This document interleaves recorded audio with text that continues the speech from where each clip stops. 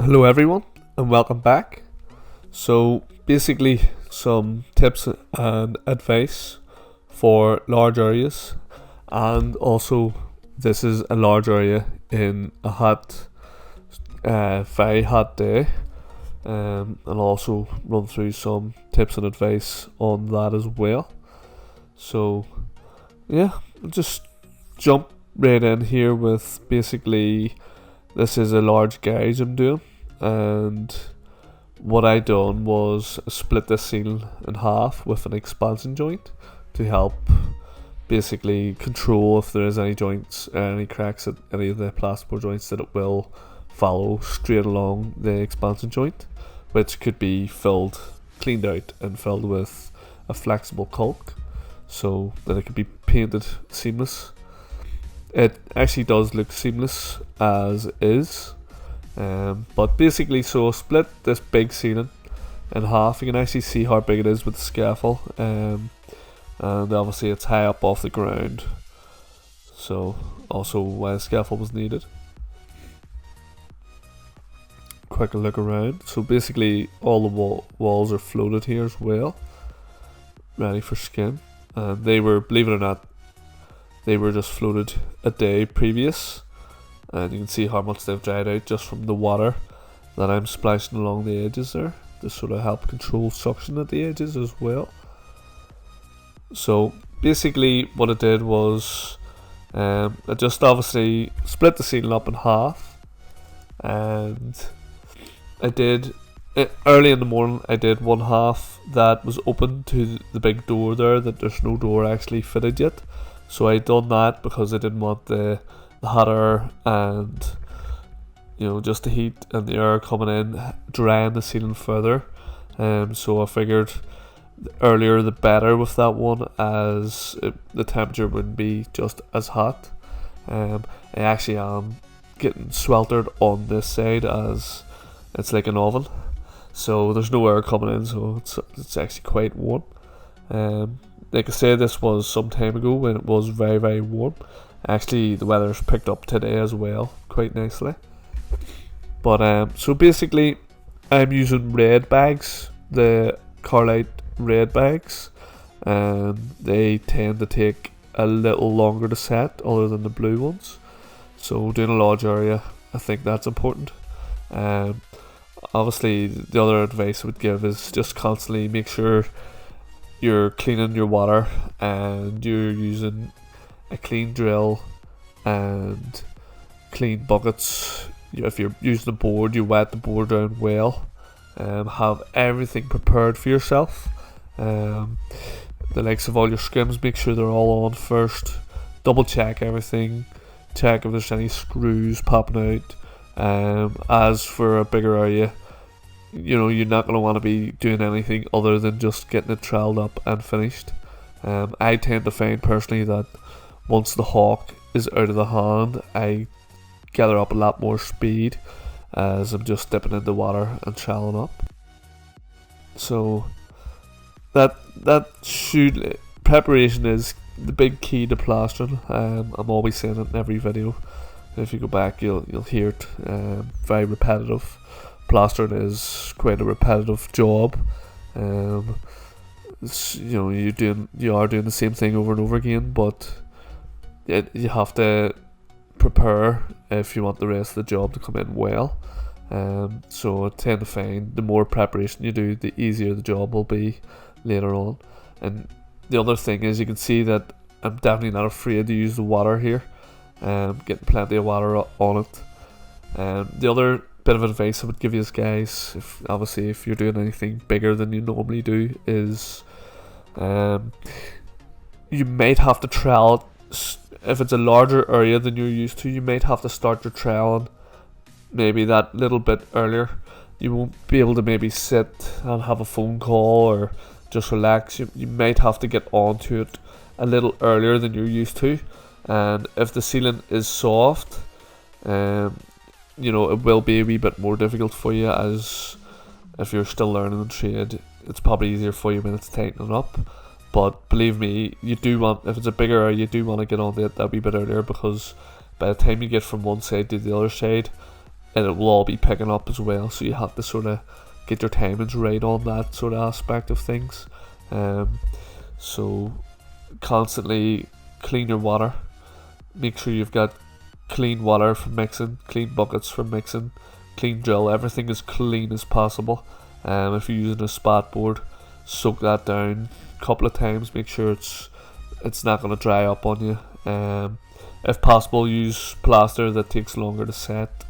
You can also get extra time, but I think extra time, it's like a plastering retardant, which will slow down your plaster setting time, but I think it's only pot life, which means it'll just give you that bit longer to get it on, but I think the setting time might be similar. Don't quote me on that, as I was told that by another plasterer. So I wasn't told that by Extra Time themselves. I'm not 100% sure on that, but it sort of does make sense at the same time. So basically, the trowel I'm using is refina here. Just flattening it up with the refina. This is probably my second trowel, and then I give it another 2 hits with an ox trowel at the end.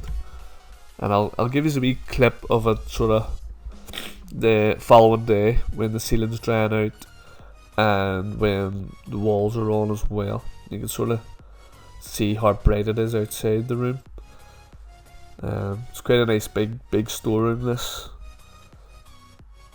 But yeah, you can see the way, like I said, repetition. The advice I'd give you as well is get into a little bit of routine. Where you are, I'm walking it here for speed. To me, I don't think you're going to want to be doing troweling out, 6 foot the whole way along, and then having to go to the middle, troweling out 6 foot, and then going to the end and finishing off. I think you're going to want to learn to walk the ceilings at this stage when it's such a large area. I tend to find it's quicker on bigger ceilings. Smaller ceilings, it's fine, trowel corner to corner.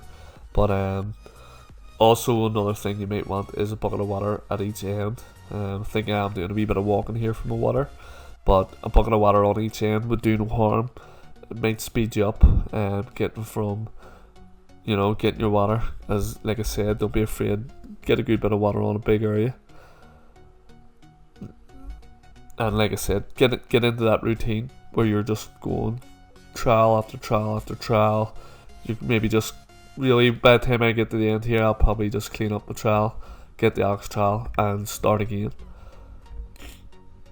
The heat, believe it or not, has been making things set a lot quicker, so you have to sort of take it into account. I'm always saying take weather into account, even when plastering inside, and believe me, it definitely has an effect, even in inside plaster. Whoops. But yeah, so I think this is me coming to the part where the expansion joint is, and I just have to make sure that I'm not being too messy on the other half of the ceiling that is finished. And that's another possible tactic for you guys. If it's a big ceiling, if you can put a expansion joint midway or across the joints of plasterboard somewhere where it will have an effect, as well as have an effect in helping you leave a really good finish.